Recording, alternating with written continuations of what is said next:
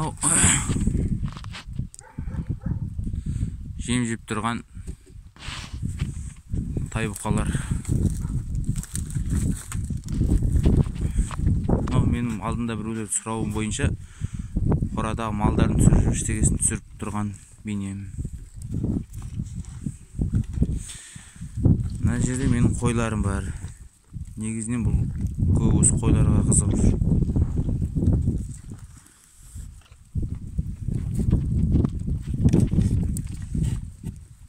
Биыл жаңа қораға ауыстырдық сол. Жаңа қора мынау. Сол жаңа қораның алдында салынған кәлділісі. Бұрынғы қора мына жақта болды ғой. Бірақ ана жақтағы қораны бұзып мына жерден бір қора салдым. Бұл қорам бітпей қалды қазір. Мына жерде өздеріңіз көріп тұрғандай. Мына үйдегі 2 сиыр, қалған сиырларды қырға айдатып жібердім. Енді сіздерге мына жердегі бордақылап тұрған тайбұқаларымды көрсетейін. Тайбұқалардың, яғни шөп жейтін сәдөгі. Мына жағында 2 жуас тауы тұр. Мына жағында 3 тұр. Үлкендеу 3 тұр. Әлі көп. 10 күндей ма болған болар қойғаныма. Жемнің кеш келуіне байланысты. Ішіндегі үлкені ғой.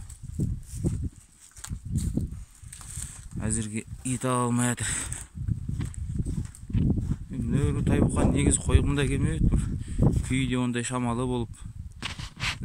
Аурушан ба сондай мал болғасын. Енді амал жоқ тұра берсін дедім. Өзін шығарғанын шығарады деп. Бұйырғанын шығарады. Енді сіздерге мына жақтан 2 биылғы бұзауларымды көрсетейін. Мынау Мартен деген бұзау. Мынау Фердинанд деген бұзау.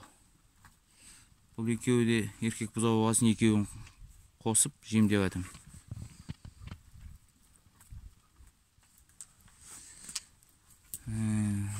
Так, көрдіңіздер ғой.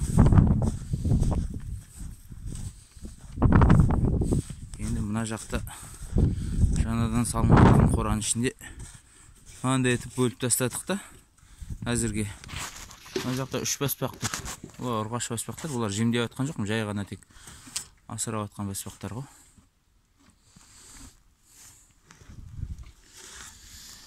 Ана біреуі сәдөкке түсіп тұр екен. Осы енді биылғы тіршілік. Биыл кішкене қиындау болып кетті. Азық та қымбат болып кетті. Сондықтан сиырлардың көбін қырға айдатып жібердім. Құмға айдатып жібердім. Құмнан әйтеуір жайылады, не істейді.